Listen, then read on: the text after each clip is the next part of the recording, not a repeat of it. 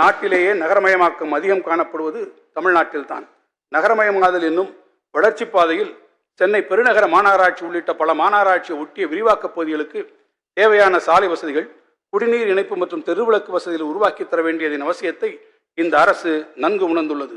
இதனை கருத்தில் கொண்டு மாநகராட்சி பகுதிகளை அடித்துள்ள விரிவாக்கப் பகுதிகளில் வரும் ஆண்டில் 300 கோடி ரூபாய் மதிப்பீட்டில் சாலை வசதி உள்ளிட்ட பல்வேறு வளர்ச்சிப் பணிகள் மேற்கொள்ளப்படும். விண்ணின் மழை துளி, மண்ணின் உயிர்த்துளி என்ற சொற்றொடரை முழுவதுமாக உள்வாங்கி கல்லணை முதல் சங்கிலித்தொடர் ஏரிகள், குளங்கள் என நீர் மேலாண்மையின் உச்சத்தை தமிழ் சமூகம் 2000 ஆண்டுகளுக்கு முன்பே எட்டியிருந்தது. ஆனால் காலப்போக்கில் இந்த நீர்நிலைகள் ஆங்காங்கே பராமரிப்பு இன்றியும் ஆக்கிரமிப்புக்கு உள்ளாகியும் தன் நிலையை இழந்து வருகின்றன.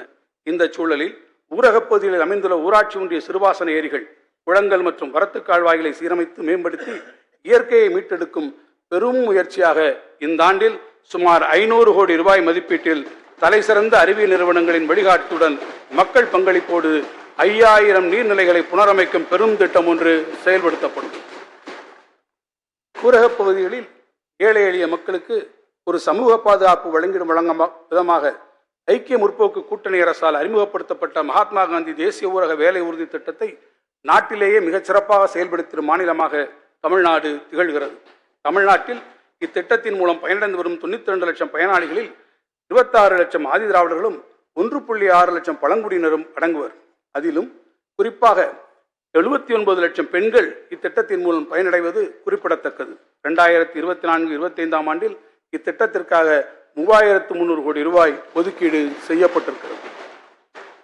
நெகிழி களைகள் உள்ளிட்ட மட்காத குப்பைகள் கிராமப்புறங்களின் சுற்றுச்சூழலை மிகவும் பாதிப்பிற்கு உள்ளாக்கிடுவதை தவிர்க்க முறையான திடக்கழிவு மேலாண்மை கட்டமைப்புகளை உள்ளாட்சி அமைப்புகளின் மூலம் உருவாக்கி மட்காத குப்பைகளை முறையாக சேகரித்து மறுசுழற்சி செய்தல், தொழில் நிறுவனங்களின் எரிபொருள் பயன்பாட்டிற்கு வழங்குதல் போன்ற பணிகளை செயல்படுத்தி சுகாதாரமான தமிழ்நாட்டை உருவாக்கிடும் நோக்கோடு ஒரு புதிய நிறுவனம் ஏற்படுத்தப்படும். கடந்த 1 நூற்றாண்டு காலமாக நாட்டிற்கே முன்னோடியாக விளங்கும் வகையில் தமிழ்நாட்டில் அறிமுகப்படுத்தப்பட்ட பல சமூக நல திட்டங்களின் வாயிலாக வறுமையை குறைப்பதில் நமது மாநிலம் மிகச்சிறந்த முன்னேற்றத்தை அடைந்துள்ளது. அதை அங்கீகரிக்கும் வகையில் ஒன்றிய அரசின் நிதி ஆயோக் சமீபத்திய தனது அறிக்கையில் பன்முக வறுமை குறியீட்டின்படி தமிழ்நாட்டில் வறுமை கோட்டிற்கு கீழே வாழும் மக்களின் சதவீதம் மிக குறைவாக 2.2% மட்டுமே என அறிவித்துள்ளது. இருப்பினும் தற்போது மிகவும் வறிய நிலையில் வாழ்ந்து கொண்டிருக்கும் கடைக்கோடி ஏழை குடும்பங்களையும் கண்டறிந்து அவர்களின் வாழ்க்கை தரத்தை முன்னேற்றிட அரசு முடிவு செய்துள்ளது. அடுத்து வரும் 2 ஆண்டுகளில் மிகவும் வறிய நிலையில் உள்ள சுமார் 5 லட்சம் ஏழை குடும்பத்தினருக்கு அரசின் உதவிகள் அனைத்தையும் ஒருங்கிணைத்து வழங்கி விரைவில் அவர்களை வறுமையிலிருந்து மீட்டெடுத்திட அரசு உறுதியாக உள்ளது.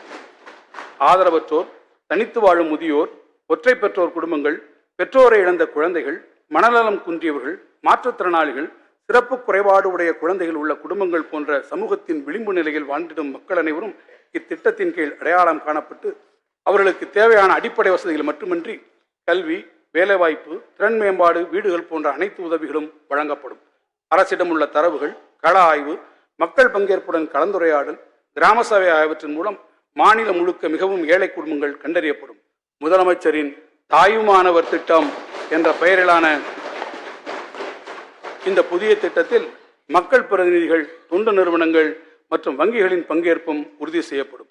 இந்த வரவு செலவு திட்ட மதிப்பீடுகளில் ஊரக வளர்ச்சி மற்றும் ஊராட்சி துறைக்கு 27,922 கோடி ரூபாய் ஒதுக்கீடு செய்யப்பட்டுள்ளது. தமிழ்நாட்டில் நகரப்பகுதிகளில் உள்ள வீடுகளுக்கு குடிநீர் இணைப்பு, பொது சுகாதாரம், இணைப்புச் சாலைகள், தெருவிளக்குகள், நவீன மின்மயானம், நூலகங்கள் மற்றும் கணினியுடன் கூடிய அறிவுசார் மையங்கள், பாதாள சாக்கடை மற்றும் சமுதாய அடிப்படை கட்டமைப்புகளை உருவாக்கும் நோக்கத்தோடு அரசு பல்வேறு திட்டங்களை செயல்படுத்தி வருகிறது. கலைஞர் நகர்ப்புற மேம்பாட்டு திட்டத்தின் கீழ் கடந்த 3 ஆண்டுகளில் 1328 கோடி ரூபாய் மதிப்பிலான பணிகள் முடிவுற்று 1659 கோடி ரூபாய் மதிப்பிலான பணிகள் மேற்கொள்ளப்பட்டு வருகின்றன. இத்திட்டத்தை செயல்படுத்திட வரும் நிதியாண்டில் 1000 கோடி ரூபாய் நிதி ஒதுக்கப்படும்.